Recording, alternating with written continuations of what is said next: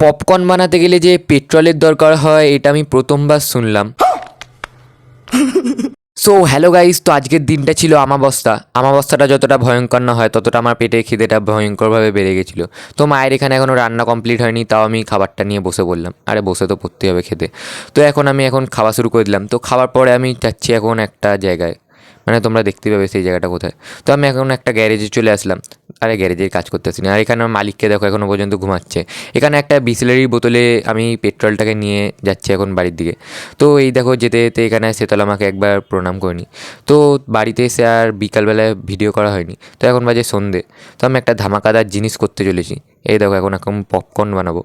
তো পপকর্নটাকে কড়াইয়ের মধ্যে দিয়ে ঢাকাটা দিয়ে আমি অল্প গ্যাসটাকে বাড়িয়ে অল্প ওয়েট করছিলাম। তো অনেকক্ষণ ধরেই করতে হয় ওয়েটটা। তো তারপরে আমার সঙ্গে যে এইটা হয়ে গেল। তো আমার কপালের মতন পুরো পপকর্নটাকে নিয়ে এসে রাখতেই দেখি সবাই হামলা করতে শুরু করে দিল। এই হামলার হাত থেকে বাঁচতে আমি পপকর্নটাকে খেতে শুরু করে দিলাম, নাহলে আর পপকর্নটা ভাগে পাবো না। তো তোমরা আমাকে এমন এমন চ্যালেঞ্জ করছো যে আমি করতেই পারছি না। ভালো চ্যালেঞ্জ করো আর সাবস্ক্রাইব করো চ্যানেলটাকে।